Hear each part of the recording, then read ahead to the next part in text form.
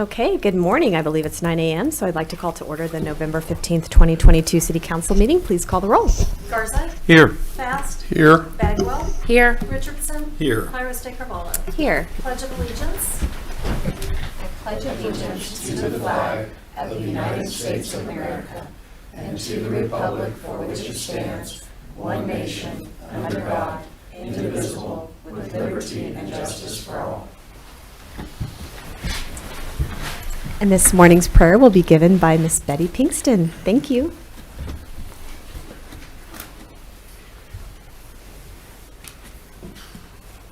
Can you hear? I'm okay? Yeah, I'm short. I think you're okay. Good morning, everyone. Enjoying the snow. It's wonderful. Can we bow our heads, please? Father God, thank you for this day. Thank you for the opportunities, Lord, that lay before us. And Lord, as we come to you this morning, we just ask that you would guide and lead and help each and every one here today, Lord, as we have things to discuss, decisions to make. Let it all be thus saith you. Lord, help us. We need your help to run the business that we need to do. And we just ask you be with family, friends, and loved ones, Lord, wherever they may be. Be with those that are out working today. Keep your hand upon them. And Lord God, just let them be warm and safe. And we just want to give you praise for our beautiful city and for those that take care of it. In Jesus' name I pray. Amen. Amen. Thank you. Next item, please. Item 4A, a proclamation for Cosmosphere Day. Wonderful. I think Cosmosphere CEO Jim Remar is in the audience, but I do not see a proclamation to sign. Let me see. Can you read it off of this? Yeah, let me look real quick. I just want to make sure we have it to sign and give to. I will. Okay, perfect. Jim, do you want to join me at the podium?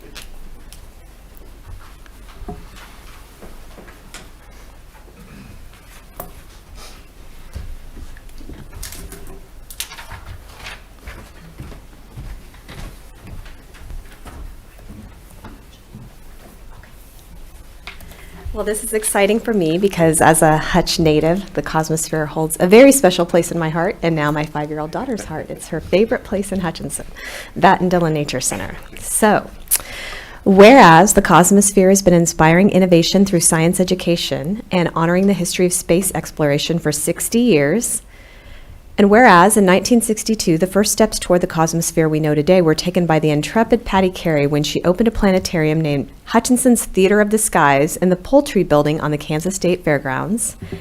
And whereas 6 decades later, the work Patty Carey launched became an international SciEd center and Smithsonian affiliate space museum that draws visitors from around the world. And whereas the Cosmosphere is a major driver of tourism to Hutchinson and Reno County and has provided unforgettable learning experiences to hundreds of thousands of families and school children over the past 6 decades.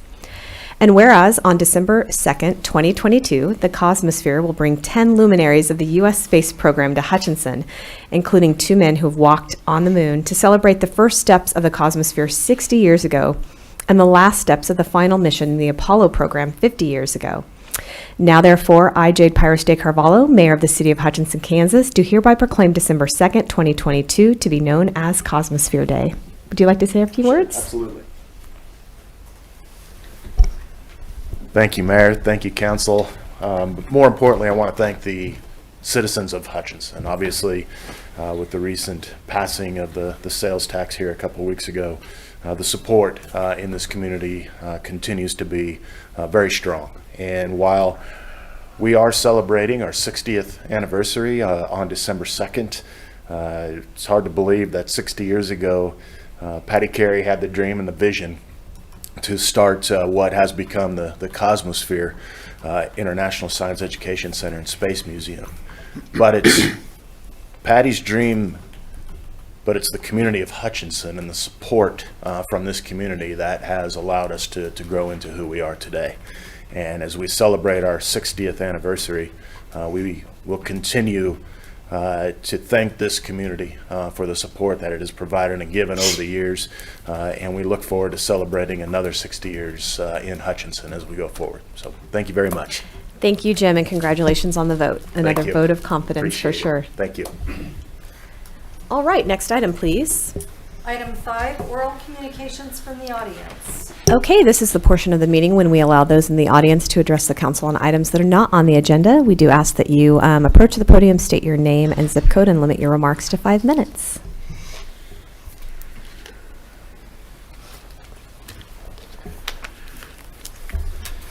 Good morning, Mayor and the council. My name is Jerome Kahn.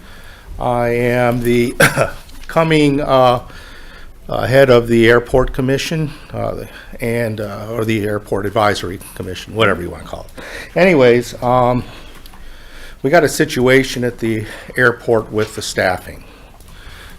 We just lost another person there with very little notice, if I agree. And we've got some pretty big plans in the works for the airport, like an upcoming air show. We just got through with an analysis, a business plan to go forward with the airport. And Peter, who is the manager, is very overworked already with, trying to do the big picture, the God's eye view of what we want to do. And along with the advisory council or commission, I'm sorry, I'm not real clear on the term, but with now the staffing virtually being eliminated due to attrition or moving on to greener pastures, leaves us at least Peter in a real bad position. He has nobody there. Whoever we bring in is going to take 6 months to get up to speed in our airport operations and all the duties that are required there. He's usually had 2 people working there, and now he's got none beside himself, from what I understand. This is going to mean airport closures for extended periods after a snowfall. Maintenance is going to be hard to get done, and that's just ongoing maintenance at the airfield. But it really puts all these big plans and upcoming events, it's going to delay them significantly. And it's kind of going to be an embarrassment if we're trying to bring in new business and new opportunities to the area with the airport resource when we're going to have a hard time keeping it open. So it's just something that is going to have to be addressed fairly quickly, and we need to get to the root cause of why we're having staffing issues there, why people are leaving. A lot of people say it's money, and all that, but it's not always money. I mean, those of us that had jobs didn't always stay at the job for the money. It's because we love the job and we're happy. So I'm probably going to need to take a bigger picture look at why are people leaving, why they're not giving good notice, enough to train somebody to replace them. It's kind of a black eye right now, and it's going to be, and I'm sure that the FBOs that are there, like Wells and Midwest, they're going to suffer too economically, because if they can't get aircraft in and out, they can't sell fuel, whatever operations they do to keep their doors open and their people employed, it's going to have a ripple down effect. So anyways, I just wanted to bring that to the attention of the council. You guys have been wonderful in supporting the airport, and some of you all have been to our meetings and have a pretty good idea of where we're wanting to go with this and what kind of real impact it can have in our region. So anyways, thank you very much. Thank you, Jerry. I'm curious if you had any potential solutions you wanted to share with us? There's been some short-term suggestions that we get people from other departments in the city to help pick up the slack when necessary, especially during events like snowfall, plowing, keeping the taxiways and runways open. There was a suggestion by one of the FBO owners that would be a good idea. And then to try to figure out, I think what we need to do is, we need to somehow fill the shortfall. But I think also we need to look at the bigger picture as why is this happening. And I understand post-pandemic, people are wanting more money. They're getting used to people working at Burger King making $15 an hour. Why aren't they? That might be a big part of it. And I understand it's city versus private sector competition a lot of times. And it makes it tough for the city, to do those kind of things. As far as short-term solution, all we can do is try to pick up the slack from other departments that maybe are not as overwhelmed. Okay. Well, I do appreciate your input and the time you took to come to the meeting, and also your service on the Airport Advisory Council. Yeah. And I see that we also have our Director of Parks and Facilities here. So Justin, you might Yeah, want to you chime probably in. remember me from being on the Human Relations Commission. I remember you from Rotary, Jerry. Yeah, that too. Okay. Good morning, Justin Combs, Director of Parks and Facilities. Yes, obviously the staffing issues are not just unique to the airport, but because the airport has such a small staff, it definitely hits it a lot harder. We did have an employee leave earlier this year for a higher paying job, and then over the weekend we had an employee quit without notice. So that leaves just Peter out there. I did talk with Peter this morning, asked him to really look through his work orders, look through his ongoing projects, and develop a list of things that we need to be working on. And then later this week, we'll sit down with my other superintendents and figure out how we can shift resources and shift some of my construction folks over, or park maintenance folks over, to make sure that those projects keep moving forward. So that's kind of our short-term solution, is just we'll shift some resources from the park and facility side over to help. Obviously I want to make sure that Peter's aware. He's not out there on an island. He has my support and has the support of our crews. Things will take a little bit longer to get accomplished, because our folks aren't all trained on how to communicate with the tower when we have to operate in the movement areas. Yeah. So that'll be a challenge. And then on the long-term side, we've had lots of good conversations with the city manager and HR about addressing some of these concerns. Because the two positions are union covered, we can't just wave a magic wand and fix everything. But it is a high priority for HR director, I know. And I think we're working on some good solutions in the long term. So unfortunately, the next few months things are going to be slower to get moving out there, but we will do our best to keep things operating. Well, I appreciate that, Justin, and I'm curious if these vacancies have any impact on our FAA funding, or no, we don't have to be at a certain staffing level? No, I mean, I think long term, if we never could fill them, then potentially, because it would limit our ability to get some of those projects done. But that's not a matrix they look at. So. Okay, great. Justin, are these jobs posted? I mean, are they getting posted in a timely manner? Okay. Yeah. The one that was vacant from earlier this year, it's already posted, and it's the exact same position as the one that was just vacated. So we'll just keep that posting up until we get two new folks. Okay. How long has that posting been up? I don't remember the exact dates, but it was posted fairly soon after the first employee left. I can't remember the date, so I don't want to give you a wrong date. But it was within a week or two of when the first employee left. Well, I mean, is that like 2 months ago? It's A month been ago? 2 or 3 months at least, yeah. 2 or 3 months, and have we received any applications? No quality ones at this point. No quality ones at this Yeah. point. Did you renew it, kind of so it doesn't look like it's been there 90 days? I know a lot of time when people are job searching, they look Yeah, for we- like the most recent ones, and like normally, because some people leave job applications out there, so if it's like 90 plus days, people just scroll past it Yeah. because, so.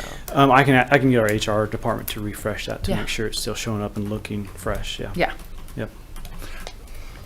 Council, let me add something if I could to, I think Justin did a great job in kind of giving the overview of what his department's doing to help support the airport.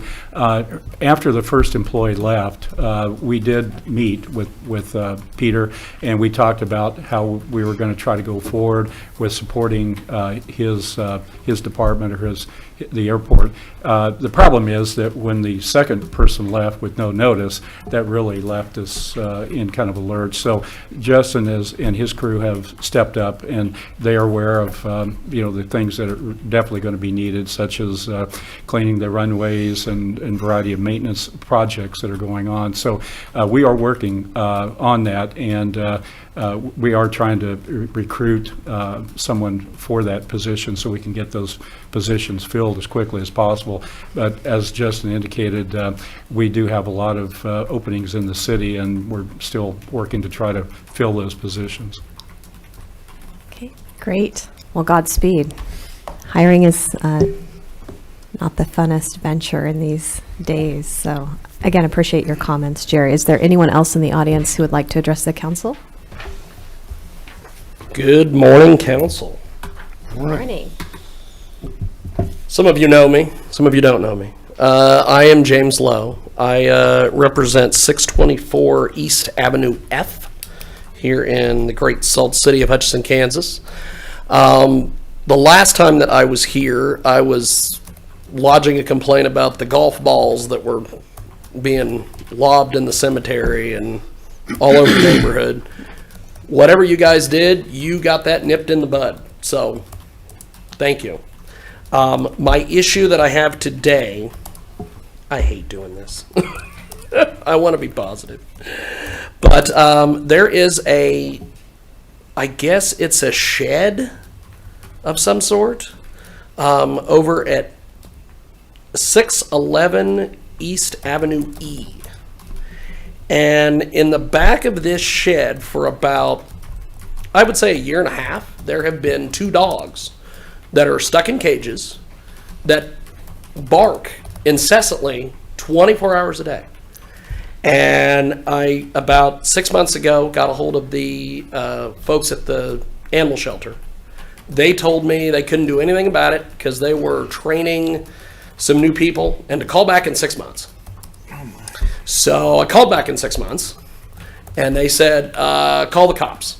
We can't really do anything about it. Call the police. So I called the police, and they said, call the animal shelter. So around, I believe it was May or June of this year, there was, and I wish I remember her name, but she was a city employee who was over in the area taking photos of this weird area that has been fenced in for about a year and a half that's got all sorts of what looks like just garbage in there. And I happened to talk to her, and I said, hey, could you maybe do something about this shed over here? And about a month before, I happened to catch the, I believe it's the son, but there's a little elderly old man that lives at 611. And his son, I believe, is the one taking care of the dogs or doing something with the dogs. I suspect, due to the fact that he really didn't like me talking to him, it has something to do with all this dog fighting nonsense here in town. But when I asked him about it, he responded with, none ya. So I'm assuming it's none of my business. Then a couple days later, I happened to notice that he was burying something over there. And then about a day or two later, another dog showed up. And I know they're not my dogs, it's not my business, but I don't know what to do about this. And those two little dogs, or well, I shouldn't say little dogs, but those two dogs have been over in this area for about a year and a half. They've been through all sorts of elements, snow, rain, all this. And when I talked with the woman that was working for the city that was taking photos, she's like, honestly, that shed just needs to come down. Because it doesn't have, I'm surprised it hasn't fallen down with the weather and the elements. But I know that the day that we were out there, the door was wide open, so you could see the dogs. And after she had taken some photos, a couple days later, they shoved a shovel up against the doors, and you can't see the door. You can't see the dogs anymore because the doors are shut. So I am out of ideas, and I noticed that it's getting to be bad. So I was out of options. So I figured I would come mention it to you guys. So. Any questions? I got a question. Is our dog catcher is in the animal shelter too? Is that what, right? Did you ever talk to our dog? They never really would let me. They kept telling me that they were training a couple new people and to call back in 6 months. And when I called back in 6 months, they said, call the police. Appreciate your patience, James. You're very Yeah, I patient just with kind of me. figured maybe this would take care of itself. Because I'm assuming there's two reasons why I think that the dogs are in there. At first, I thought it was because there's, I don't want to call them meth addicts, but there are some drug people in the neighborhood. And I think the little old man maybe put the dogs out there to maybe frighten people away. But then the drug people moved on, and they're still in there. And for whatever reason, there was one Saturday where I was doing something, walking the dog, doing something. And when I went over by the shed, nothing. Didn't hear nothing. Promptly the next morning, they were back. And the only thing I can think of is they're part of this dog fighting nonsense because conveniently they were gone on Saturday evening, but they were back the next day. So, and I know that then with the woman that was over there that was working for the city, when she was taking her photos, the little elderly guy was out there and he was, looking around the shed and he was like all shocked that they were in there and all this stuff. And then conveniently the next day, doors were shut and they were pinned.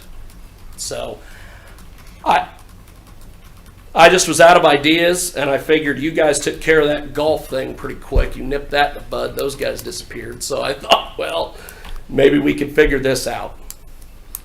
So just figured I'd come and mention something. Thanks for coming and mentioning it. I can't take credit for the golf ball problem. I don't remember that, but hopefully we can get this taken care of. Okay. Appreciate it. Thank you. Morning, Chief. Good morning, Jeff Hooper, Chief of Police. Sir, first I want to apologize to you. The police department oversees the animal shelter, and the response that you got is not the type of service that we should be providing to our community. There was a period of time earlier this year where we did not, and even partially last year, where we didn't have any animal control officers because both of them abruptly resigned, similar to what I think the airport is experiencing, and so we had to hire and train up some new personnel. So we did have a time that they were not available. That's probably what that And is. the police department then is called to respond to those animal complaint calls. Typically, though, because of the resources that we have, we focus more on vicious dogs or dogs that pose a threat to the community from that perspective. But we do have our animal control staff now, and so I'll work with this gentleman, make sure I have all his information in reference to I've got that, and we will photos even to and that we'll make a call for service, and we'll get the situation addressed. Okay, thank you so much, Chief. Appreciate your input on that, and thank you, James, for coming to council to make us aware of it. Is there anyone in the audience who would like to address the council on an item not on the agenda? Hey everyone, Jackson Swear, 103 West 22nd, today representing Startup Hutch. I'll be mindful of your time and be quick, but I wanted to come today to invite all of you and the rest of the community to an event that we are hosting on Tuesday, November 22nd, so that's next week, called the Youth Entrepreneurship Challenge. This is an event for students grades 9 through 12 to develop and pitch a business idea. We have participants from schools all over the county who are going to be coming in. It starts at 10 a.m., but when I would really love it if you would come would be over the noon hour when the students will be doing a trade show, and there will be a People's Choice Award for all of the students as well. So members of the community will have an opportunity to come in, to talk to the students about their ideas, and then to vote for the business idea that they think is the best. And then the students will have an opportunity to get a little sort of honorarium if they win the trade show. And there's also formal presentations at 10. We'll have a speaker that will speak as well after the trade show, and we'll be providing some pizza. So hope that you'll come out, hope that we'll see some of the community members out there as well, and look forward to supporting these young entrepreneurs in what they're doing. Thank you so much, Jackson, for your work and for the invitation. I will share, I don't know if this has been made public, but that is the day we'll be doing in-person interviews for our city manager search. But Well, I guess none of you will be there. well, let me look at the schedule, because you said you want us there over the noon hour, and there may be an opportunity there. So we'll get. Citizens panel. Oh, citizens panel. Okay, well, we didn't time that Hard for you pass, guys the best, Jackson. but Our hearts will be there. thank you. I appreciate that. And of course, I know that's obviously that's really important work too, and I appreciate your work on that. So for everybody else in the community, I don't know if there's a camera, right? I hope you'll show up to you and the 20 people watching right now. Well, and we look forward to an update on the results of it, maybe at the next council meeting. Yeah, So- yeah. Maybe I'll be able to come back and tell you who won. Okay, thank you so much. I thank you. appreciate it. Is there anyone else in the audience who would like to address the council on an item not on the agenda? Okay, hearing none, please call the next item. Item 6, consent agenda. Any motion or comments on the consent agenda?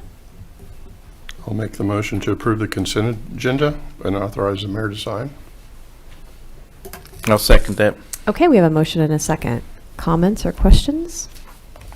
Hearing none, please call the roll. Garza. Yes. Fast. Yes. Bagwell. Yes. Richardson. Yes. Highway Carvalho. Yes, next item, please. Item 7A, consider an ordinance amending Chapter 15 of the Hutchinson City Code regarding driveway approaches. Paul Brown, City Attorney. You have a proposed ordinance before you regarding the exciting topic of driveway approaches. For those of you who don't know, a driveway approach is basically just what it says. It's the space from the street to the person's driveway or parking lot through the city right-of-way, and it's defined in that same ordinance. These changes are purely technical in nature, nothing earth-shaking. Commercial has been substituted for business in the wording of the ordinance. It also clarifies the responsibilities of the building official and the city engineer with respect to getting the permits and the processes for that. And then some of the distances that you've seen in there, I gave you the red line copy also so you could see the changes. Those are just to update the current city standards. Those are our city standards. This was needed to be amended to comply with that. So unless you have questions, I'd urge the council to approve the ordinance. Paul, so the impetus for this change was just an update? It wasn't a specific request from a... No, actually, it's been out there a while. Okay. This doesn't make it any harder for people to do things in our city. We had driveway approaches before. Well, our changes are not that different. Okay. It's just as hard as it always has been, Greg. Okay.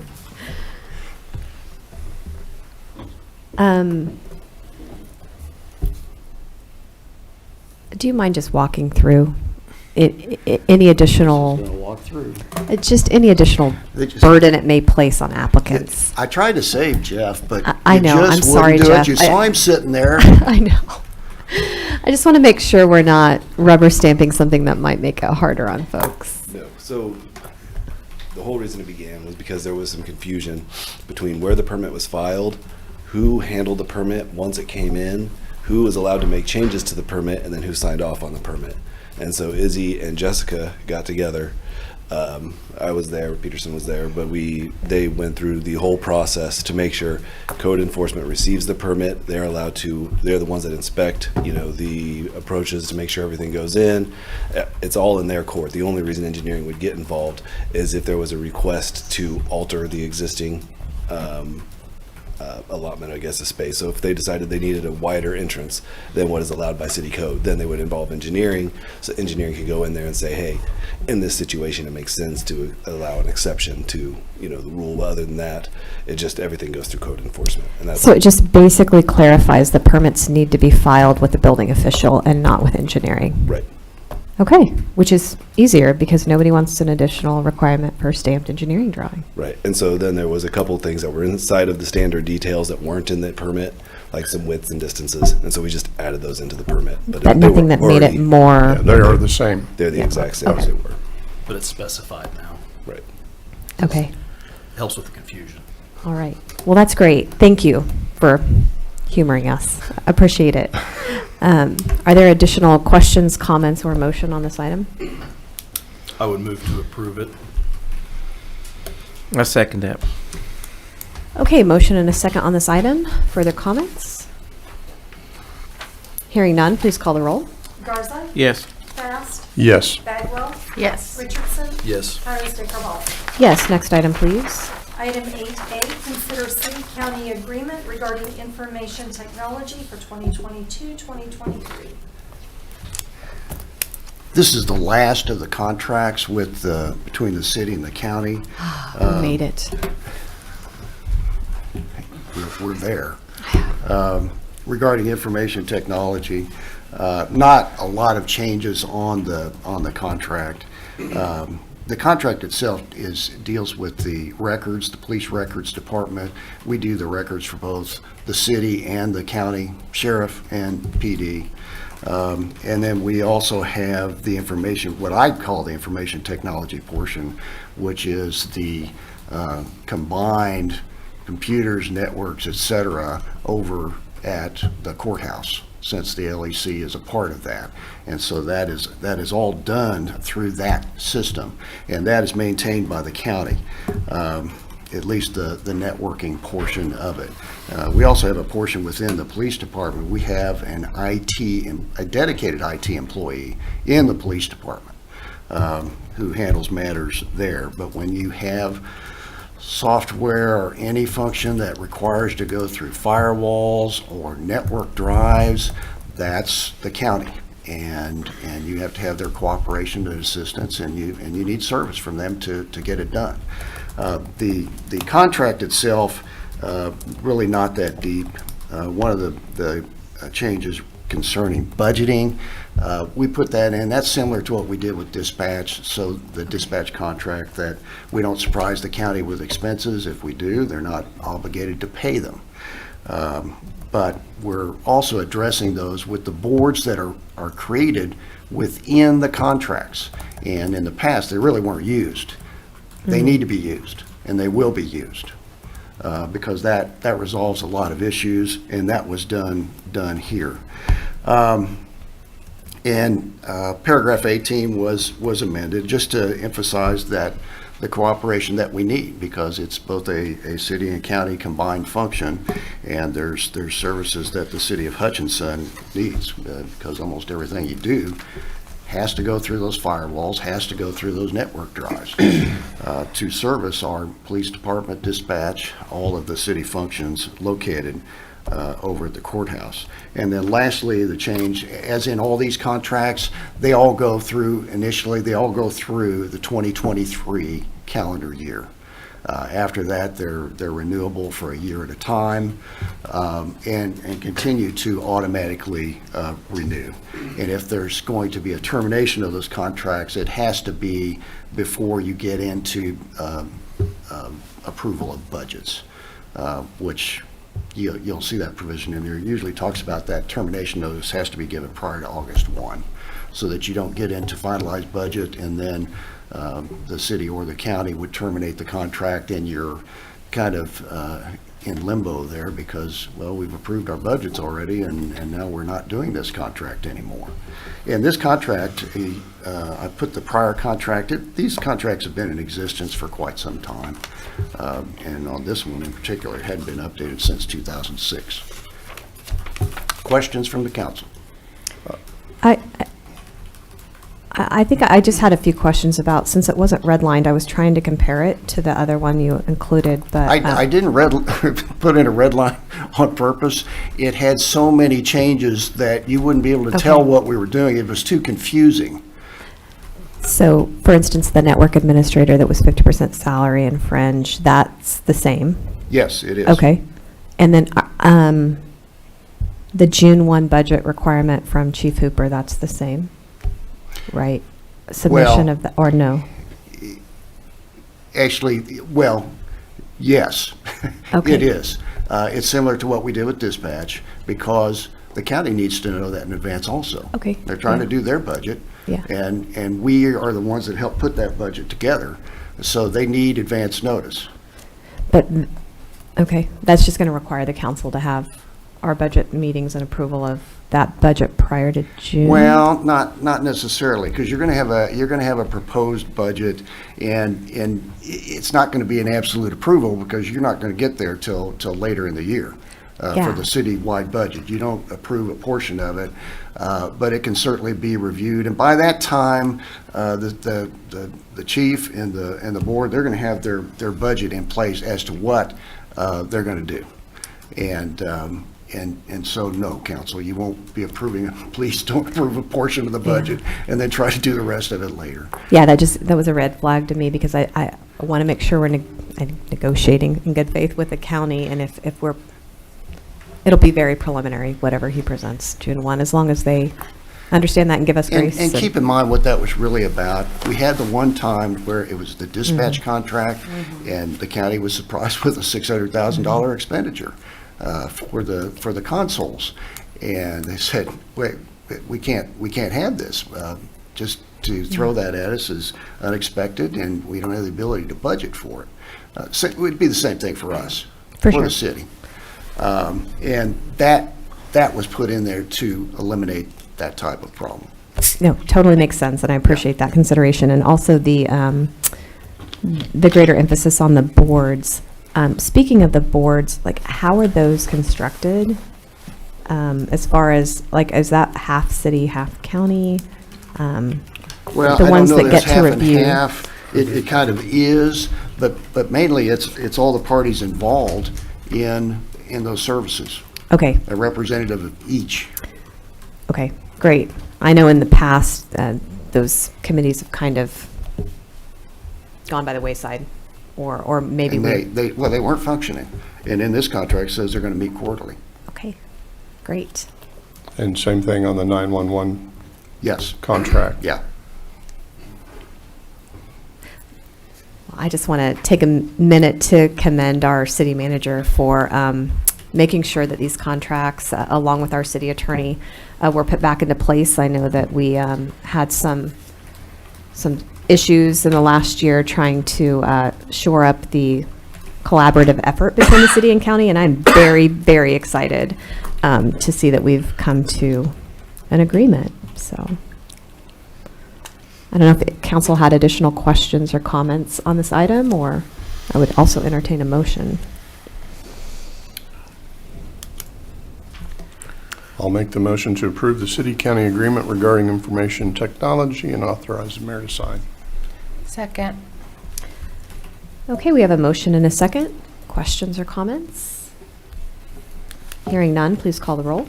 Garza. Yes. Fast. Yes. Bagwell. Yes. Richardson. Yes. Pyrus de Carvalho. Yes, next item, please. Item 8B, consider concrete box replacement under Washington between 18th and 19th Avenues. Hello, council. Jeff Shank, Engineering. So back in June 13th of 2022, we began construction of the Bicycle Boulevard. At that time, we knew that there was a section of the box where the wall of it was failing due to roots pushing on the side of it, and it was starting to collapse it. That section was to be repaired with the project. During the repair, the RCB once we got into it and we started repairing that section, the top of the box began failing in other locations. And then throughout the rest of the project, it continued to fail. It failed 4 or 5 times. So we called in JEO to just evaluate it and see, because there was some concern. First of all, once the road gets reconstructed, there was only going to be 1.5 inches to 2 inches of asphalt over the top. So basically, all the vehicles would be traveling directly on top of this section of the RCB. When they came in, they came to the same conclusion, was that it was more likely than not to fail under typical traffic operations, especially considering this is where a section where the trash dumpsters are brought to the street. So it's right in the wheel path. Trash trucks are going to be driving directly on it. So with that, we got the KDOT to agree to pause our federal grant for the TA program while we do an emergency repair of the box. We signed a contract with JEO. They have designed it. They reached out to all of the local contractors in the area that perform this type of work, and under the intention of having the box done by April 1st, so that way we can have the overlay done and have the bicycle boulevard open in early spring. Of course, that is a pretty aggressive schedule. Only one contractor was able to provide a number and had a crew available. So that was Reese Construction. Engineering recommends that the city approve the construction contract with Reese Construction Company for $550,795.23 and authorize the mayor to sign. Do you have any questions? Thank you, Jeff. I just had one question. So you're saying that the box failure was not attributable at all to the placement of trees in between the right-of-way and the sidewalk, or it was? The one section was, but I mean, they were very large trees. This box was constructed prior to the 1900s, or in early 1900s at least. We haven't been able to find an exact date, but we did find a set of plans from 1936 that said the box was already in place.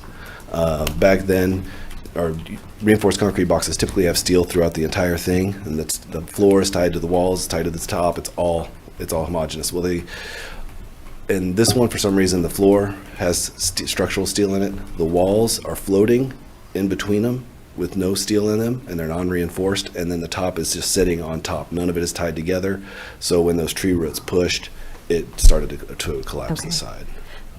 I'm just curious, like for future tree planting strategy, if we're making sure that we're putting, the right trees in there that aren't going to cause such failures. I'm not an expert in this area. I'm not either, but the little bit that we have worked with parks and planting trees along projects, they definitely have taken everything into consideration that's in the area. Typically, we provide a set of plans, they see what's going on, and then they recommend, hey, you can go up to here, this size of tree here, or this, and here are some different breeds or whatever you call trees. Okay, yeah. No, great.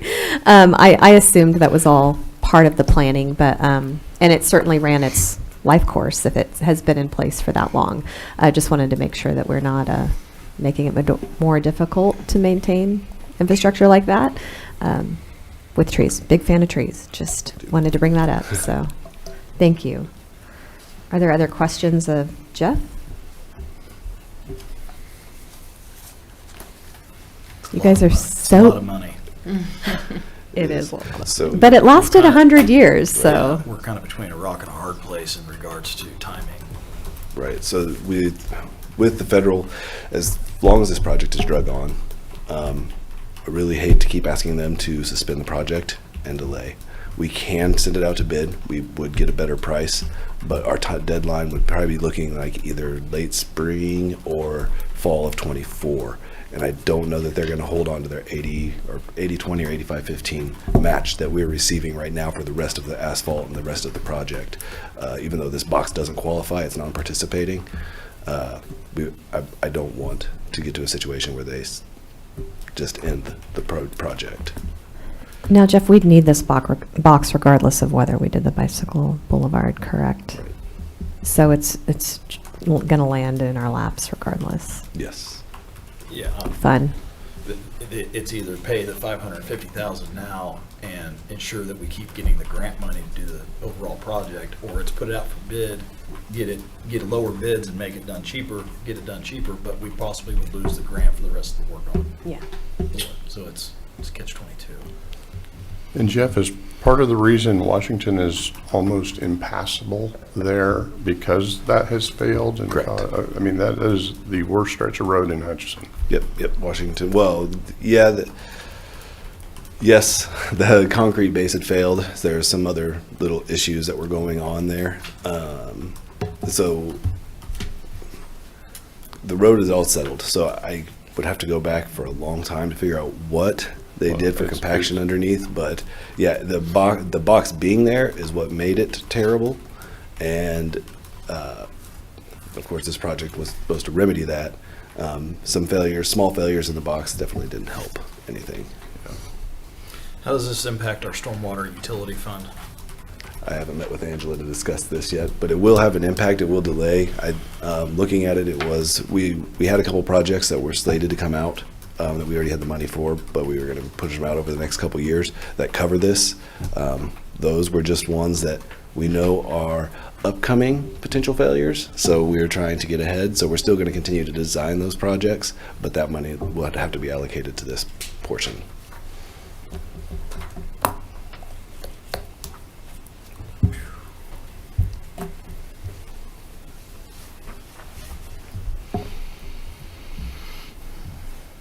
Further questions or a motion on this item? Now, is this $550? It's included the design of it and all that stuff together, right? Or this is just a replacement? Wings doing it, right? Reese. Reese, okay, Yes. doing it. I just wondered the design of it. Don't we hire an engineering department now to do things like this? Right. We did have a separate contract with them to perform this design. That is not included in this cost. We got a very good deal on this design. But this includes, I mean, it is the RCB. It is an entire block. We are having to also redo the curb, that entire block.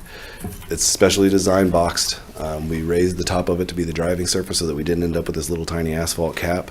The curb is going to be poured along parallel to it, is going to be tied directly to it, so the top of this section will should never have to be maintained again. Some new ADA ramps. I mean, there's a little extra work that also goes into this dollar amount. It's not just like just the box, and then we have to still come in and cover it and maintain all of the other stuff as well. So, but it doesn't have the design cost in it, no.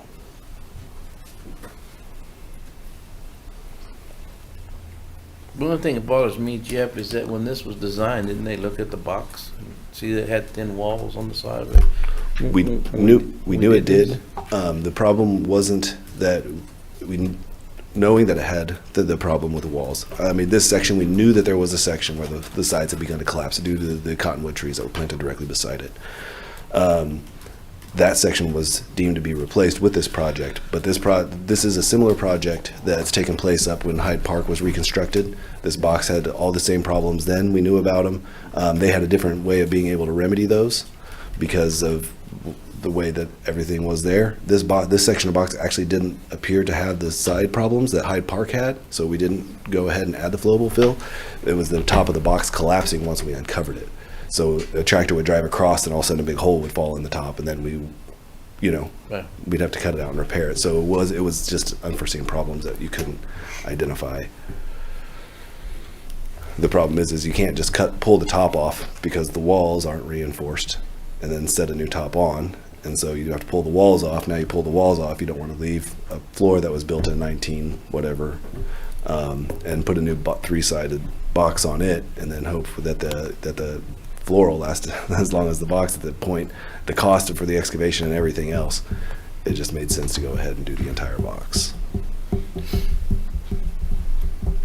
We got to ask these questions because our constituents we're the one okaying the money, not like Councilman Richardson. That's a lot of money. Yep.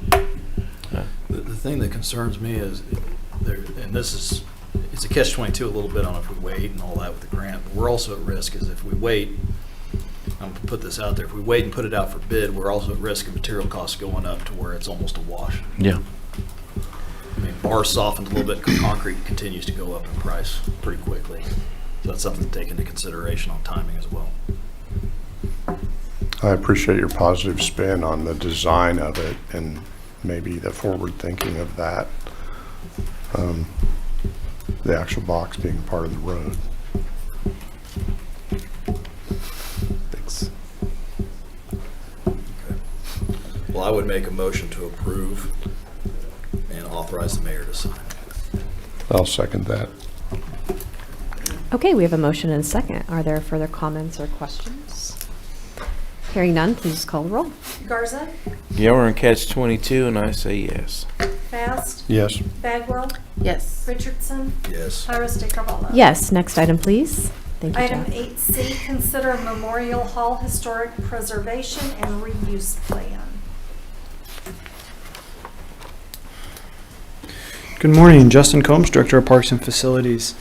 If you remember earlier this year, we approved a grant application and a grant award for a kind of a master plan or a preservation plan for Memorial Hall, as well as a reuse plan. Earlier this summer, we put out an RFP for proposals for a contractor or a consultant to kind of walk us through that process. I do want to walk through a little bit of the actual RFP and what the scope of services were, and then we'll get into some of the proposals we received. Kind of the scope of work that we were looking at, first is just a history of the building, and then also a description of the kind of character defining features, so the important features of the building. Second or third piece we're looking at then is some preservation recommendations for those character defining features. We're also going to have them review the mechanical systems, electrical, plumbing, HVAC systems, make recommendations there. They will note any potential hazardous material. This does not include asbestos study, but they'll have a pretty good idea of if things are suspect. Additionally, they'll provide some timetables for some of this work, but the two that I have highlighted are really kind of the heart of this project. The first one that I have underlined is to recommend improvements to the building to facilitate more regular use. So really this is what can we do to improve the building without making major modifications to the way the building functions. So basically keeping the building as we know it as a large performing arts space. Is what can we do to facilitate more and better use in that configuration. And the second item then is look at alternative uses for the building. So kind of gives us opportunities to just be kind of imaginative on, are there other things we can do? Can we divide the building up and do multiple things? There's lots of potential, lots of ideas out there. So this plan really will give us kind of an option A and option B. Do we keep it as is, or do we look at kind of restructuring the building or reusing the building for a different purpose? This also will come with some cost estimates, and then obviously we'll get all the full documentation. So kind of high level, really, it's going to give us a snapshot where we're at today. What can we do to move forward with the building as we know it, or how can we completely reimagine how we use that building?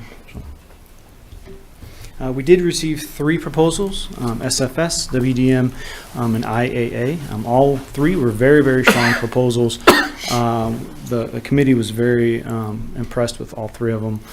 Here is the committee up there. I'm not going to go through it in detail, but you can see it's a fairly large committee, folks that have a lot of experience with our community. The criteria we looked at was first understanding the project, making sure they understood what they were getting into, qualifications, budget, previous work, and then overall completeness of the proposal. The committee very quickly gravitated toward WDM. Primarily from their proven success with the Wiley Plaza. They were the primary architects on that project. They also gave some examples. Fox Theater, which is in Hutchinson, is actually a movie theater, historic movie theater that they renovated. Some of the individual elements are very similar to Memorial Hall. It's a smaller building, but lots of similarities there. And then WSU Old Town Building, so that was a very high-profile project in the Old Town area of Wichita. The other thing everyone was impressed with was they were the least expensive. So their overall project cost of $43,000. We do have a $50,000 budget for this project, and then $25,000 of that is the grant. So it's a 50-50 match, and that was approved in the 2022 CIP budget. Some of the schedule, kind of key dates. So assuming this is approved today, they'll do primary analysis in February, some public input then in March, which was something else we looked for in the proposals, was their willingness to talk to the public and make sure that what we are doing is what the public envisioned for this building. Then we should see drafts in May, and then ultimately hopefully have an adoptable plan next summer. It is our recommendation, or my recommendation, to proceed with WDM for the amount of $43,000. And are there any questions? Jim has also worked side by side with me on this project, so he can answer any questions that I'm not able to. One thing that I believe mentioned in my memo was the coordination with the citywide or the downtown-wide master plan. That is something I followed up with WDM after the recommendation, and they were excited to work with Olson, who's working on the privately funded downtown master plan, so that the two plans work together and don't contradict each other.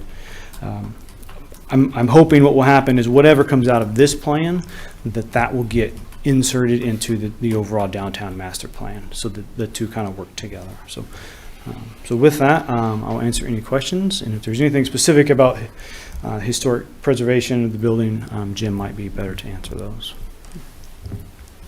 Questions or comments from Yeah, council? a couple questions. Have we done, how many studies have we done on this? Well, do you remember?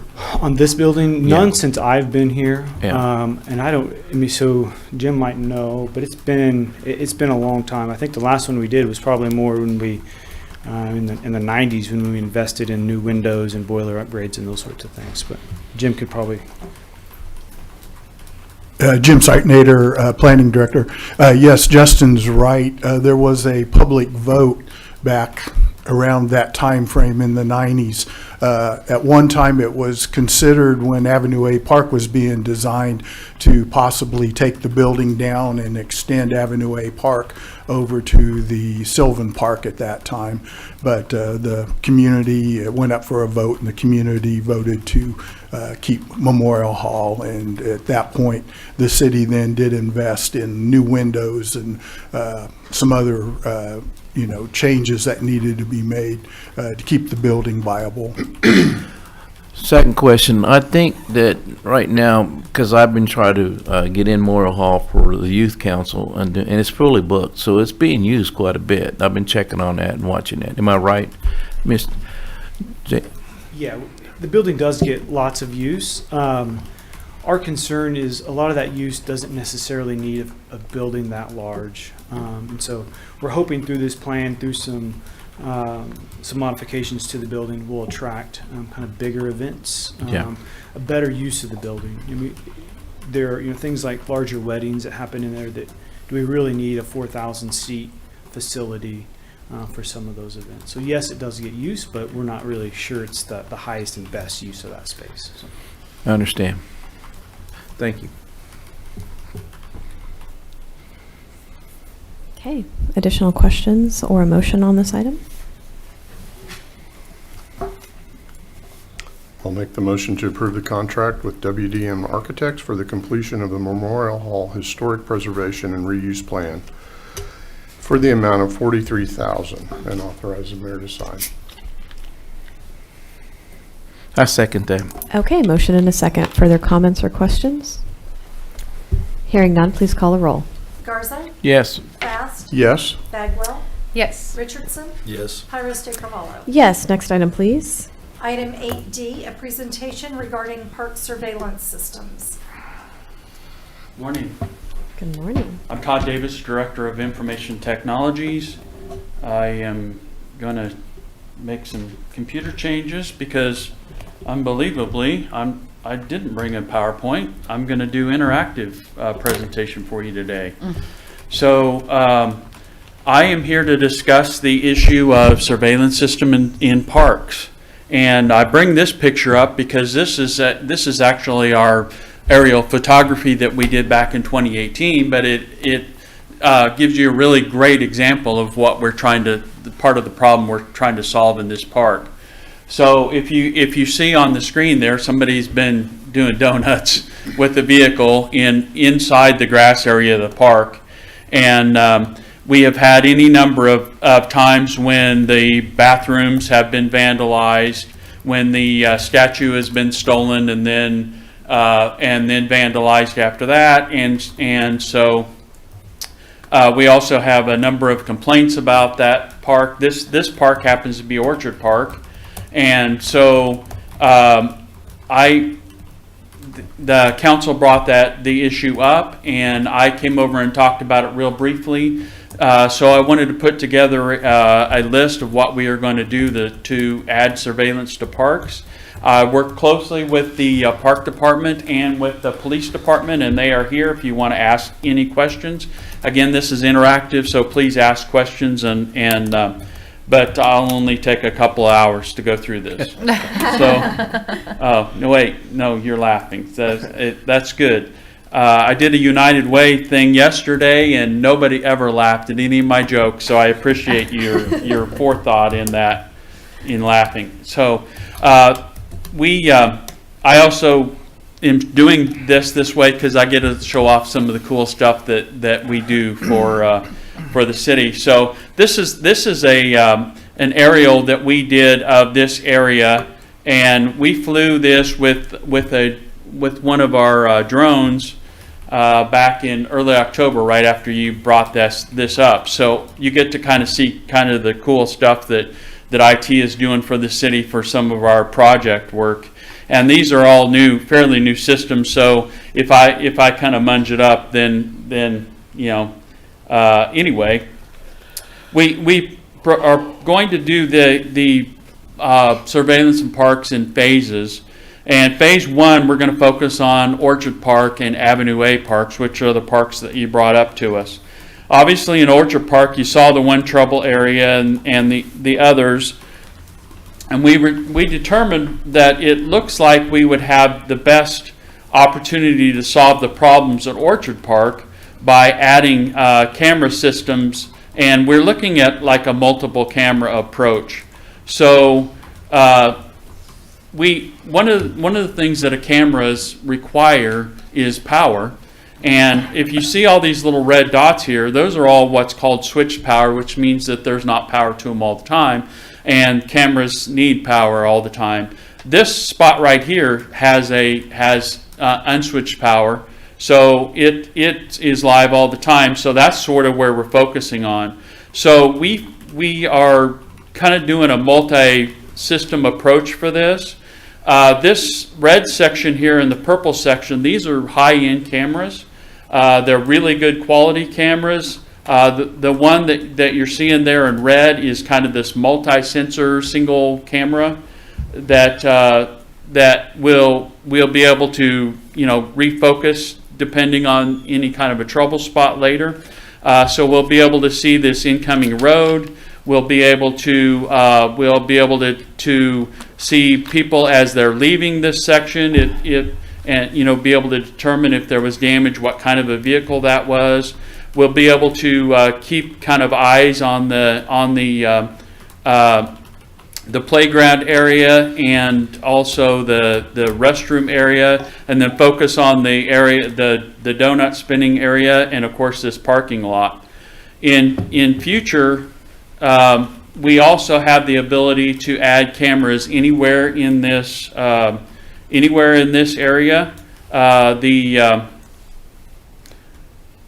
The yellow cameras are the red camera. I don't know what happened there. Is kind of an expensive camera. So that one camera is about $3,000. But we are thinking that camera is probably the best choice to be able to do that. It is a camera that stores the video on the camera, and only if we need to monitor something would we actually pull down the video, or if we had an event or something. The yellow cameras are lower cost. They're like $150 camera, and so they're just to monitor areas. As you can see, this one's kind of coming off the water tower, so we can get a big view here. And this one would kind of be watching that bathroom area. So we're also adding. And how is that video stored? I'm sorry? How's the video stored on the cheaper camera? So on the yellow cameras, there's actually going to be a video recorder that's in this building. And so the networking is also going to be in that building, and so that'll be secure. They work on the internet, which means that at the law enforcement center, then they can pull up those cameras if they had an action notice or if somebody had a complaint.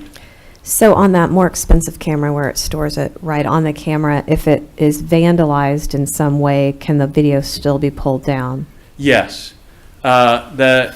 So I asked the question of the vendor that we were considering, what happens if somebody shoots it?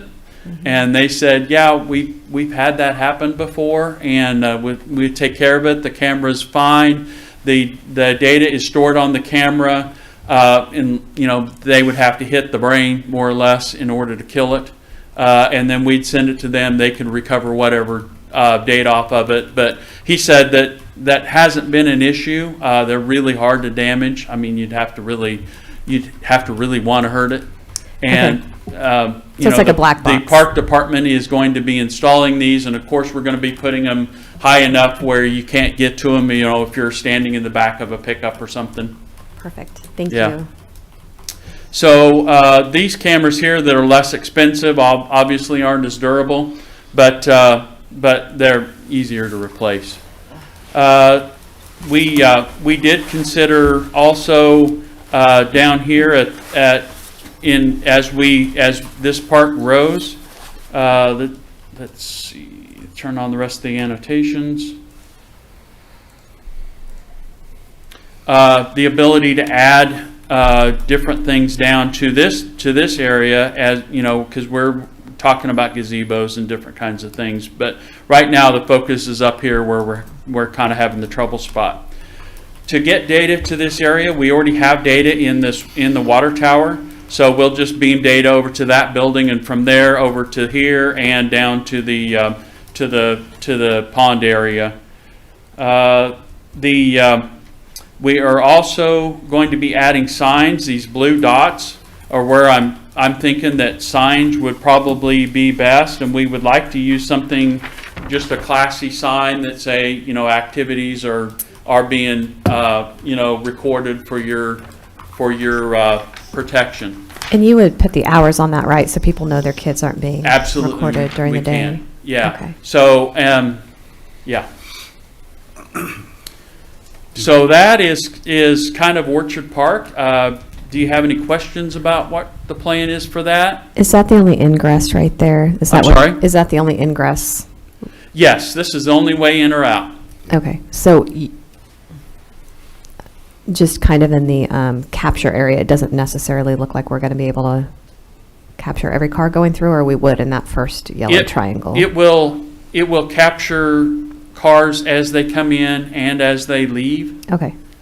So yeah, and then of course this is just surveillance. The police department will also continue to monitor, and the PSAs will continue to visit, and the park staff, of course, is in there all the time to clean the restrooms and such. So okay. Yeah. Thank you. That park we're estimating will be about $8,500, and with a $680 a year continuing expense. This camera here has a license fee, and so it's that's about what it'll cost. So it's not very expensive to do. I know I told you that I had a plan to do it for $4,000 or so, but when I got together with the police department, they said, yeah, the quality of that's not going to be sufficient for us to to have any kind of ability to do anything with it. So that's why we're adding a little bit better camera. So if we do have some actionable, if there's a crime committed out here, for example, we could use that. Todd, what's the lifespan of that camera? The camera has a 10-year guarantee. The big one does. Okay. So does this other telephoto camera. And they said they're really flexible about it. If somebody vandalizes it or damages it or something, then we don't have to buy another one. They'll repair it or replace it for 10 years. Great. Let's see.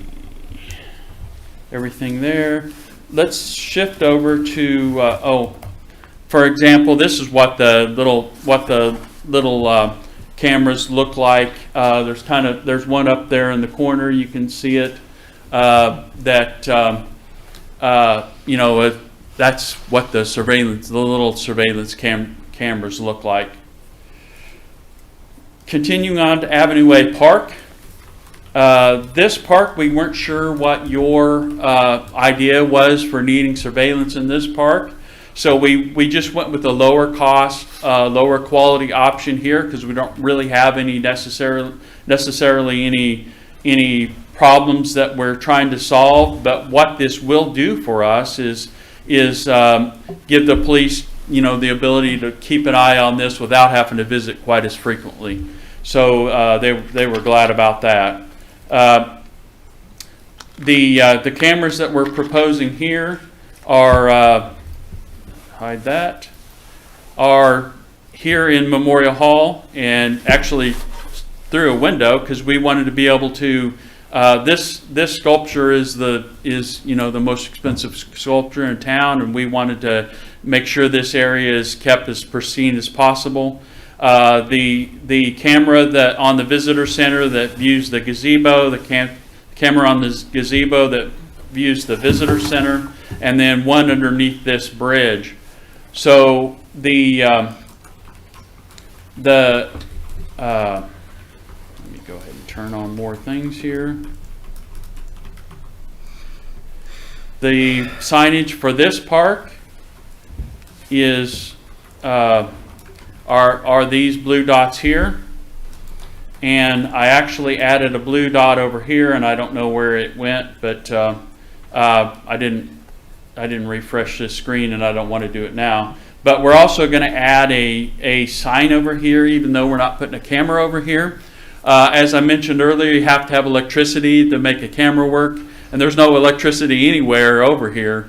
So we didn't. We're not going to try and add a camera where there's no possibility. We're trying to keep expenses down, and if we spend $1,000 on electrical run, that doesn't make any sense. So this we would get for data. We would get it right from the from Memorial Hall. We've already got data in this corner of Memorial Hall, and use wireless to get it over to the visitor center. And from the visitor center, then we put wireless into the gazebo, run wire over to under the bridge. So we can cover this area really well with the lower cost cameras. One of the upsides to all of this is the ability now, if we got data in a park, we can also have Wi-Fi. So if we choose to, we could make an area where you could have an interesting event, like students could pull up there if they don't have Wi-Fi at their house and do work for school, or here at the park, you could set up underneath the gazebo over here and do your homework or whatever. So that cool. I've always wanted to be able to put Wi-Fi in parks. I play Pokemon Go, so might as well use the city Wi-Fi instead of my data. So anyway, so the Avenue A Park, we're figuring it'll be $3,000 or less to do that park. And so just talk real briefly about some of the future costs. Monitoring, So whenever you have a security system, it doesn't do much unless you put eyes on it, right? So what we wanted to build is in Orchard Park, we wanted to actually build an activity-based system. So we will set up alerts that the only time that we really need to monitor it is when an event happens. So if say somebody's driving through here after the park is closed, well, that means we didn't get the gate closed, one, or somebody's sneaking around in there. So we'll send an alert to whoever at PD, and they can get on the cameras and investigate what's going on there without having to drive a vehicle up there. So that's an example of, of a half-hour trip that we can save for police if it's not an event.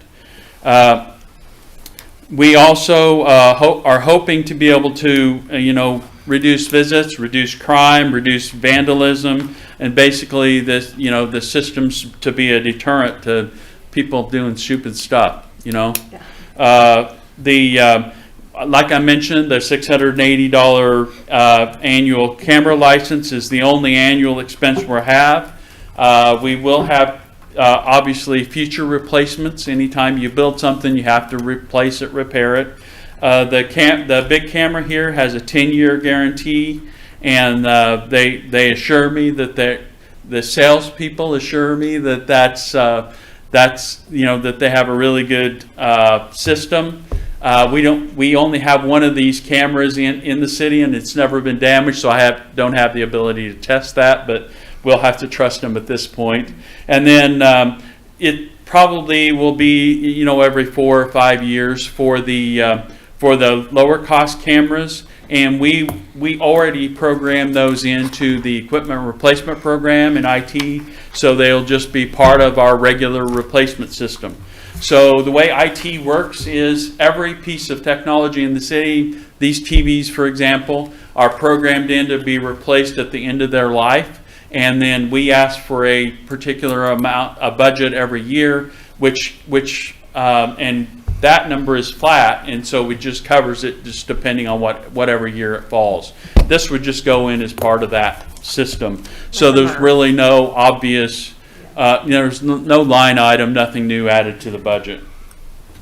The 11.5 for the 2 parks, where is that going to come out? So I have been planning on this project for 3 years now, and brought it up to the council a while back, and it didn't fly then, and I didn't give that money back to the budget, so I still have it. Okay. And so it's part of that equipment reserve funds is where this will come out of, and I do have the budget to do it. Perfect. So the plan would be that we would try to get these installed by the end of 22. Obviously weather related.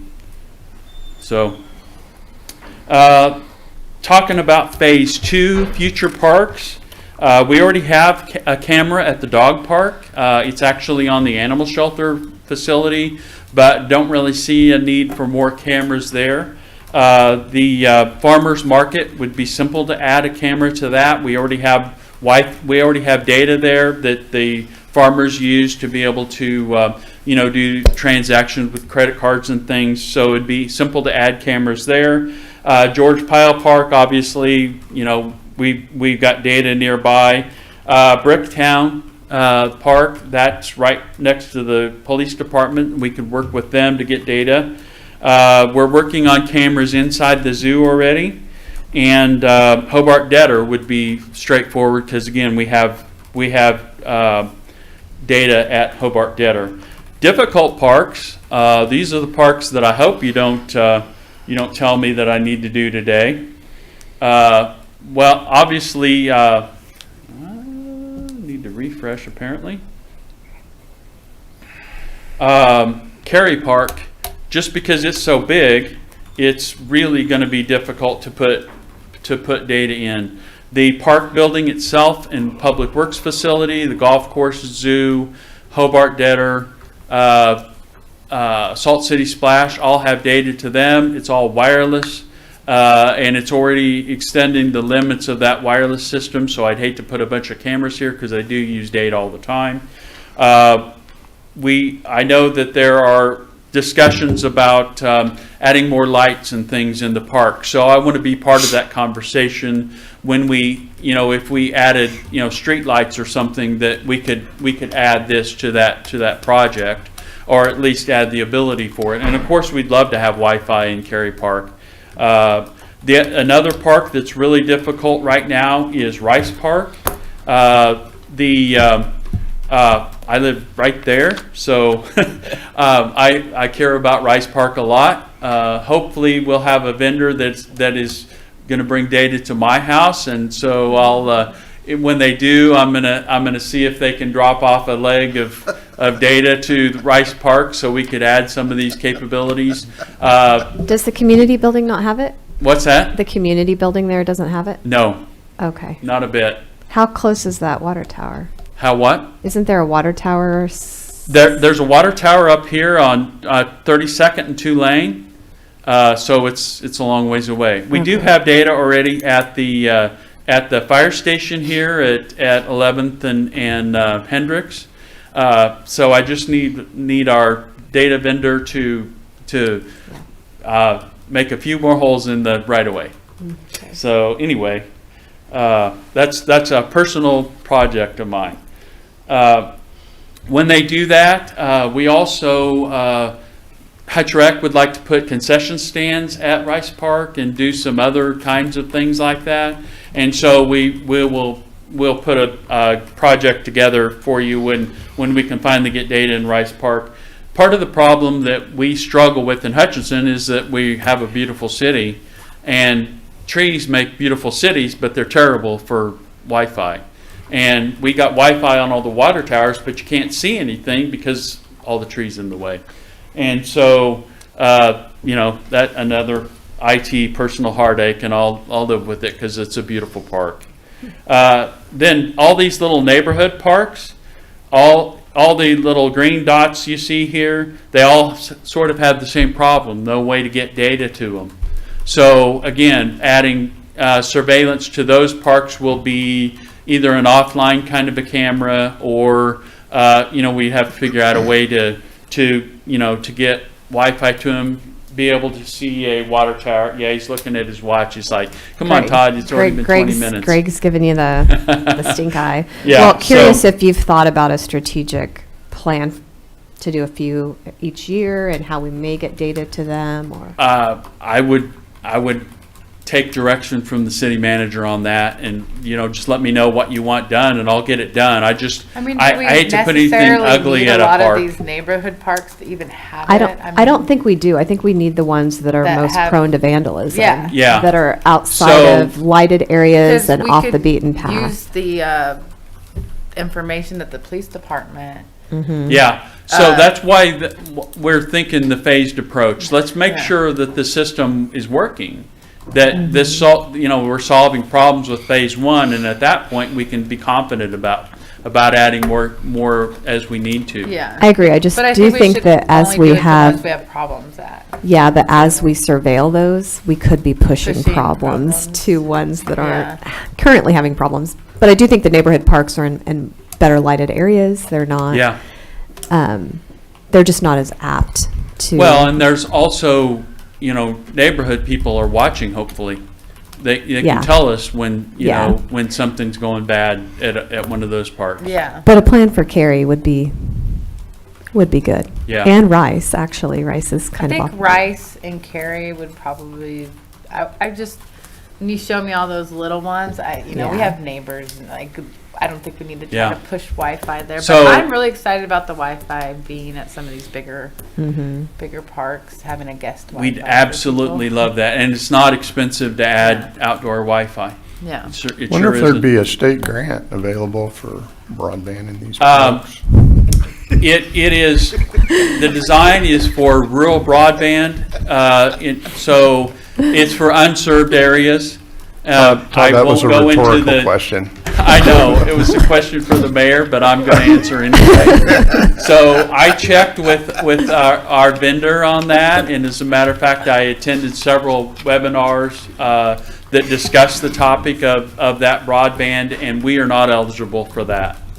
Unfortunately, we have pretty good coverage for data, and we don't really have any unserved areas, so we don't qualify. I'll give you my opinion. My thought as a council member is it's pretty much a simple math problem.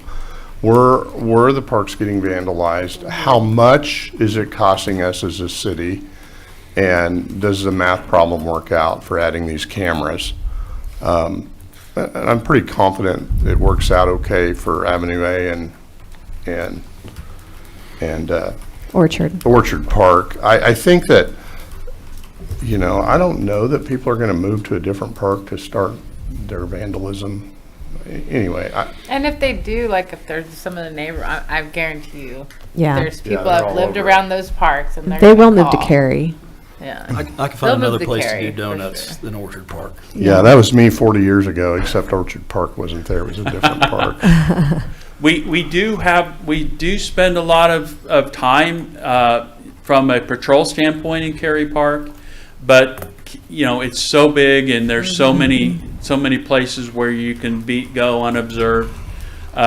It would we'd have to have 100 or 200 cameras there in order to solve any kind of problems, and Yeah. I don't want to pay for that. I think I'm more interested in the Wi-Fi being at these parks. Well, and than the again, cameras. the problem's the same. Wi-Fi covers, outdoors, Wi-Fi covers a block, from here to Memorial Hall. And so that means, you got 100 or 200 access points. Yeah. But we would obviously hit the parking lots and the hot spots for Wi-Fi, but absolutely love to. And Justin knows that you really would like to be able to serve people by having Wi-Fi in parks. A couple more I want to talk about, and then I'll get out of your way. Fun Valley, we're working on that project right now. We're trying to avoid some of the expenses out there, and so if we were able to get data out there that wasn't expensive, from Water Tower 1, then we would be able to add cameras out there if necessary. The other parks that I've got concerns with are Fairgrounds Park, again, difficult to get to, and Farmington Park. So that park there, any of these parks that are in green are called neighborhood parks. The blue parks are called community parks. So this is like Dillon Nature Center, and this is, of course, Orchard Park up here. And so the blue parks are the ones I'd like to get to next. The red parks, there's already data in Dillon Nature Center, and it's monitored really well. So I guess in conclusion, that's the plan. I don't really have an action item for this. The timeline is to go ahead, to move forward with surveillance in parks and try to get them going by the end of the year. Can I answer any more questions for you? My opinion, I would like to add on the wireless system, internet. So I will happily do that. Okay. And so since you're paying at for Orchard it. Park, since I'm paying, at Orchard Park, we'll just add an access point right here. Yeah. And it will cover, I don't have that measure tool on this particular app, but it would cover 300, 400 feet, which means it would get all of the playground, it would get most of this parking lot, and we can also post a sign with the access username and password. We've got plenty of data at the water tower, so that's not an issue, and this is not used a lot. We have other access points that point off to different services in the city, so should be fairly straightforward to add Wi-Fi to this. Avenue A Park, again, that's just straightforward to add that to Avenue A Park with the coverage. You know, if we put a Wi-Fi next to a camera, then you know you'd really have it, you know, pretty good coverage of that whole park. Well, I don't know what we need from the council. I said we do that too. I mean, that'd bring people, reasons. We can just do it. Okay. Yeah, and that's good on your part. Thank you. I like it when somebody gives me a reason to do what I want to do. Is the plan to post the hours of surveillance? What's that? On Orchard Park, we were talking about certain hours that it would be active. I brought that up, and I hadn't really thought about it. The damage that at Orchard Park happens during the day and at night, so we would not be limiting that to particular hours. So creepy. Like this camera right here, we wouldn't have be any kind of an activity-based alert during the day, because obviously we want a lot of activity out here. But we will have the ability to record it in the event that somebody, there was a crime committed, or and I don't necessarily want to talk about police stuff because I'm not that. But say for example, somebody pulled up here and tried to entice a child or something. We want that on video so we can stop that. And so the system would be recording, but it won't be sending alerts to police that, a car's in here after hours or whatever. Okay. Jay, does that address your concern for the filming? I mean, I guess I just think it's a little creepy, but it feels creepy, but and I felt that too. But if I was here in the park and I was watching my children play, I'd actually feel safer, because I would know that that somebody's watching. So if I turn my head and my child disappears, I can see what happened. yeah, no, I mean, it's fine. I know I was the one who originally brought up the need for it, so I don't want to discourage progress on this. Yeah, I wish we could limit it to hours that where kids weren't necessarily there all the time. But if the problem's all the time, that's when we need it. Yeah. Yeah, I wish we didn't have to, but obviously we need to, so let's do. I have to bring this up. I did have citizens call me after we decide this, and they said they don't want no more eyes on them. I mean, they were against it. And so, just like briefly what you're saying, they made them feel creepy. They don't want no cameras.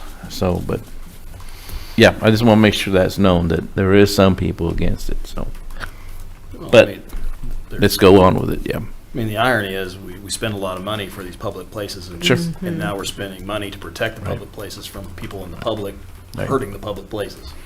Yeah. There's irony in that, but yeah. So, can you give us an ETA on the two parks on the? What's that? Yeah, on the when you think this can be installed? I'm sorry, I still didn't understand. When do you think these two parks can be installed? I hope to have them done by the end of the year. End of year. Okay, Yeah. that's what I thought you said. Okay. The problem is supply chain for cameras is still bad. So it's going to take me a little bit to track all the parts down and to get them here. The city already has surveillance systems in buildings and things, and we just want this to be part of that. And so we're going to continue to use the same hardware that we use everywhere, and it's just hard to get. So if it may take 40 days or whatever to get them, and so soon. Okay, great. Are there further questions or comments from the council before we move on to? And again, Parks and Police are here, and I want to really thank them for their assistance with this, because they came up with all kinds of stuff I didn't even think about, and I really appreciate it. Great. Well, thank you so much for your work and responsiveness on this issue, Todd. We appreciate it. Okay, further questions, or should we move on to report of City Council? Okay, next item, please. Item 9, report of city officials. Let's start with you, Garza. Okay.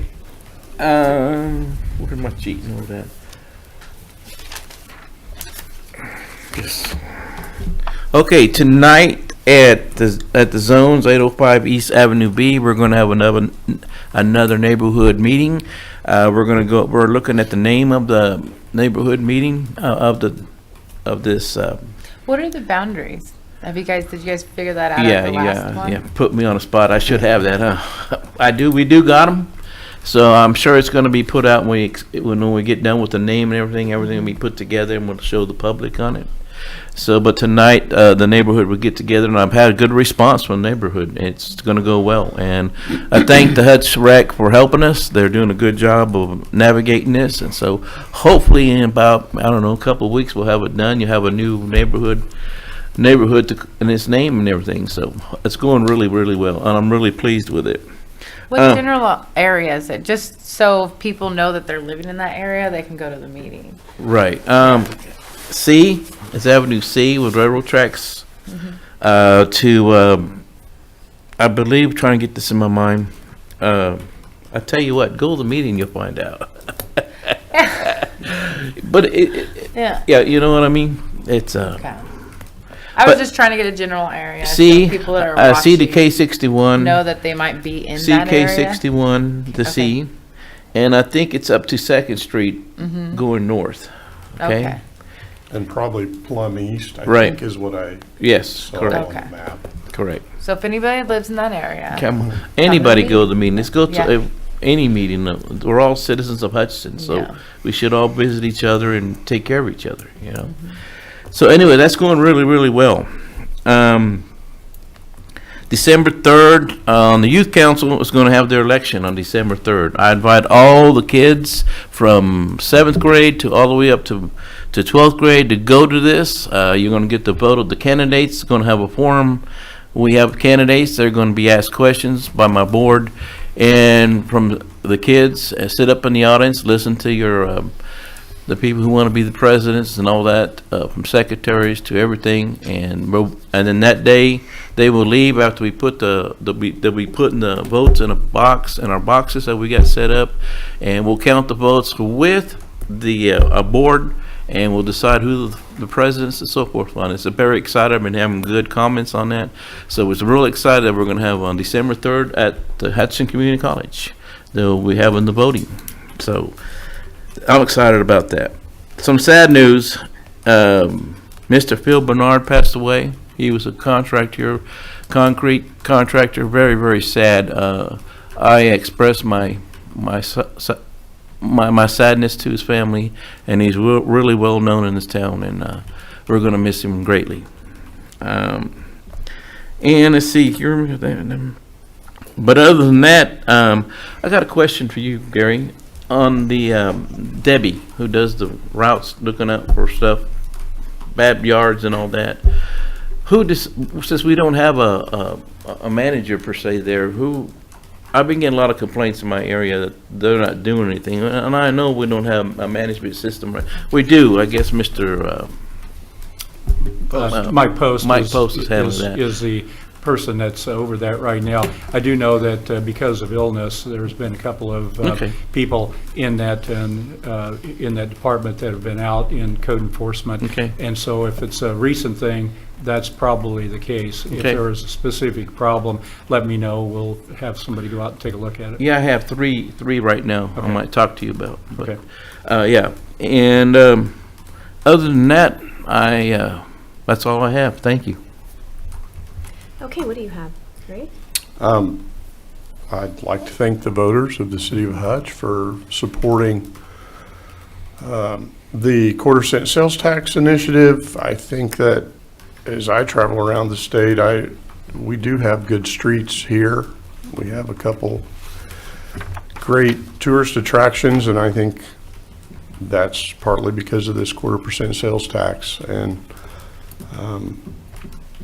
I do appreciate, I like what I saw, and thank you for the citizens of Hutchinson. Also, there's a couple eating holidays coming up. Happy Thanksgiving, and I think I'll end with that. Okay, what do you have, John? I'm good. Okay, what about you, Sarah? I'm good. Okay. Well, I just wanted to remind everyone that this Thursday evening, I believe at 6 p.m., is the Christmas tree lighting in downtown Hutchinson. So come out for Third Thursday, bundle up, and join us. And also this Saturday is the Christmas parade in downtown Hutchinson. I believe that begins at 10 a.m., Jim? Is that right? So always a fun time. So come out and join the festivities. And yes, as Greg said, happy Thanksgiving. We won't be meeting before then. So over to you, Gary. Thank you, Mayor. Gary Meager, Interim City Manager. Wanted to, a couple of things, not to belabor the situation at the airport, but just give you some information that I needed to pull up. We had, as indicated, we had 2 employees that were working at the airport. One left on October 22nd. The other one left this last weekend. So within about a 3-week period, we lost both the employees. As I indicated, after the first employee gave notice, Justin and I did start talking with Peter at the airport regarding how we would work forward in this process. And we had the job announcement out before the first employee left. We've received 2 applications so far. One we just got in yesterday, so those are being forwarded to Peter for his review. I don't know if that either one of these have airport experience, but they do meet certain criteria, so those will be forwarded on to Peter. One thing I wanted to ask you is I sent out an email just making you aware that the Hudson Recreation Commission would like to meet in a joint meeting with City Council. They gave several preferred dates and then I think 1 or 2 possible dates. I heard back from some of you and it seems as though December 1st at 9:00 a.m.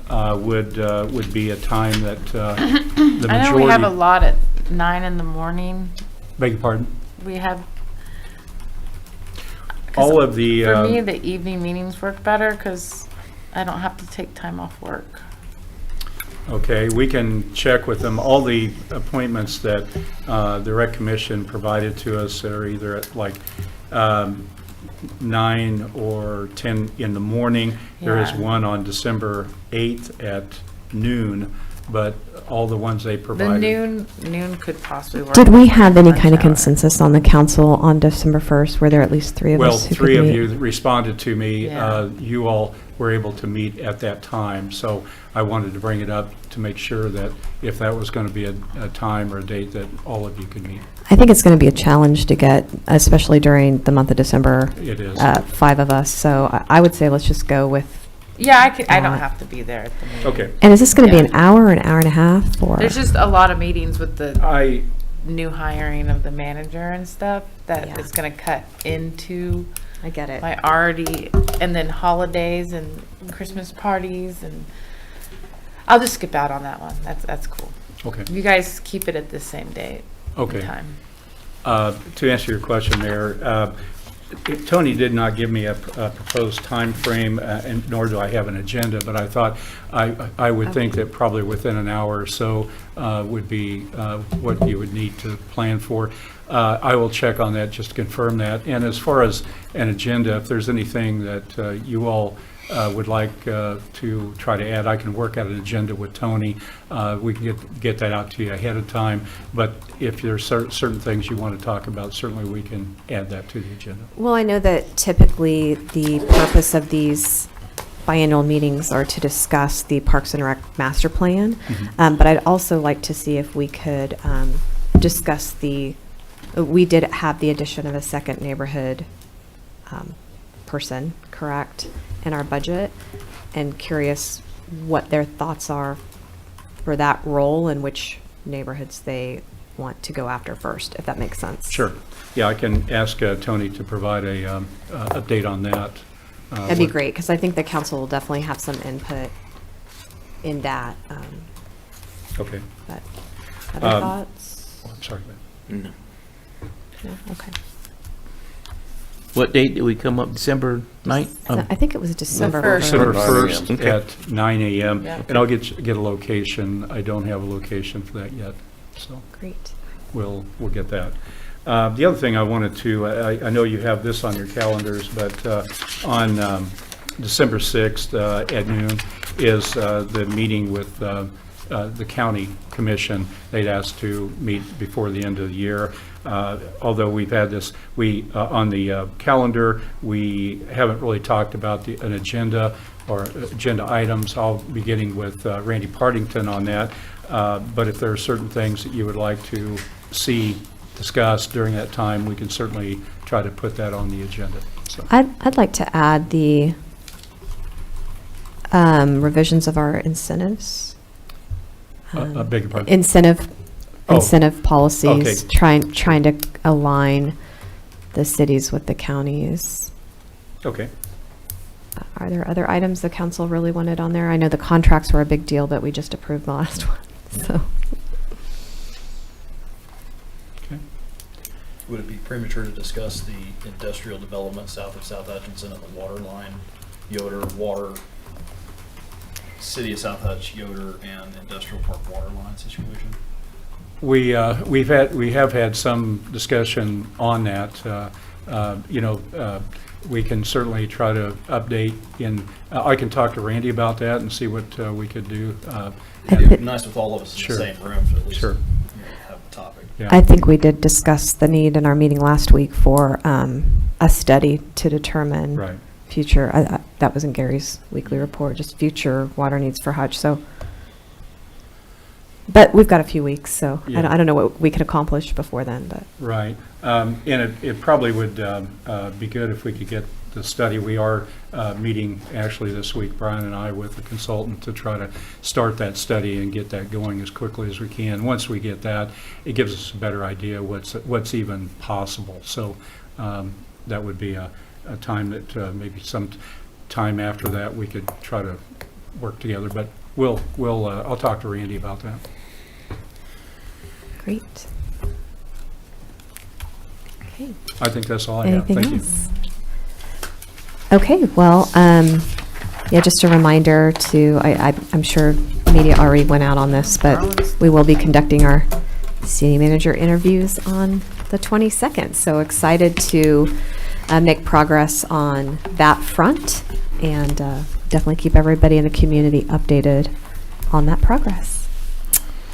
With that, I would entertain a motion to adjourn. Okay. Second. Please call the roll.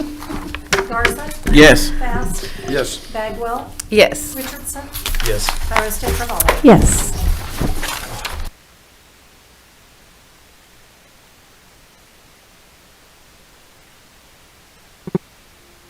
One 150 years ago, our community made a choice to be more engaged in our own governance, to pursue a shared vision for our community, and to serve the public good by establishing a government that would cultivate those things through local rule and public service. Today, city employees and volunteers continue that work. From public works to public safety, from parks and facilities to utility billing, we work to make our city safer,